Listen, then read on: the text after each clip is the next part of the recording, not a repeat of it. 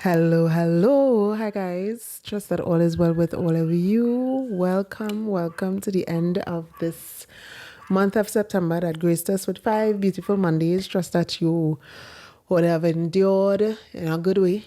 You would have thrived and not just survived the month of September. I'm hoping that you are looking forward to the month of October. I know there are 13 ladies, myself included, that is looking forward to turning the leaf of the calendar over into the month of October, because this is the month for the Queen's Retreat.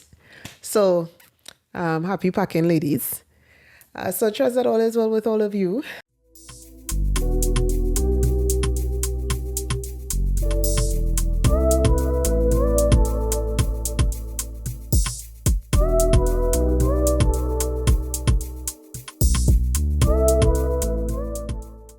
Today, I just want to take time off, even as we prepare for the retreat, and these ladies pack their bags and their suitcases to travel to the beautiful island, Spice Island of Grenada, my second home. I am a citizen and proud of it. Last month, yes, it wasn't this month. Last month, I talked to my boo a lot. Her name is Callus Elegant, small. So we talk often and we share a lot of things. So you will be hearing me saying, my boo, that's what I'm talking about. And we were talking about things that ground you and the way that you do that. It could be a sound, just standing up on the ground and reminding yourself, I am not drowning. My feet is on the ground. This that is taking place is not overwhelming me, does not control me. And you could do this different things. Sipping a cup of tea could ground you, because your week could be spiraling, your day could be spiraling, but just taking 5 minutes. And I always use the example of a cup of tea. A friend of mine had to remind me of that as well. Hi, Antonia. To just drink a cup of tea and then start your day over again. I forgot my own advice that I've given in countless wellness seminars and retreats that I would have hosted. The reason for the tea is because if you have a hot cup of tea, straight from the kettle, you pour the water over the tea bag, or if you're like me, you boil some mint leaves and you make tea with that, you have to blow it. You have to sip it slow, else you will burn your tongue. And that requires time. It requires you taking a minute to woosa. Because you cannot drink a hot cup of tea rushed. You cannot drink a hot cup of tea not being mindful of the moment that you are in. So tea, having a cup of tea, is something that you could use to ground you as well. Scents, fragrances that you like. Recently, during Java, we would have done the 5 senses, or sessions that would have highlighted the 5 senses: the taste, the smell, sound, different things. We did self-care with them, stress management, baking for taste and smell, and even just knowing what scents relaxes you.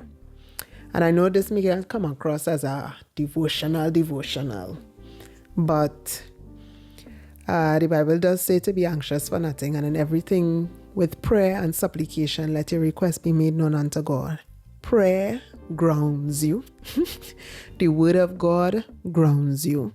So I just want to encourage us as we close this chapter 9 of the year, the month of September, and we head into chapter 10 of the year, the month of October. I just want us to be more prepared, or use one extra thing that we could use in our patterns, our pre-cut, prescribed scriptures, sermons, sounds, to help us with the challenges that we will face and that we will come across. Some of them will really pull the rug from beneath you. Some of them, based on what has happened from the particular individual that it has happened with, are shocked but are not surprised, that kind of way. So it will have those moments, and it will have those that will completely, you're flat on your back looking up at the sky trying to figure out what just happened. But for each of those situations, whether you're not surprised because from the person that it's coming from, I expect that kind of thing from you. I may not have expected it 18 years down the road. I may not have expected it 5 years down the road, but this is the kind of things you just do. I just wasn't expecting it to continue for this long. When things like that happen, when things happen from individuals that you don't expect it from, like of all the people, you, when those things happen, find the thing that grounds you, because sometimes that spiral could be taking place, that tornado could be taking place, and if you don't find something to lasso yourself out, you will find yourself spiraling with it. So make it prayer, make it the word of God, make it a cup of tea, as you whisper a prayer to God in between blowing and sipping.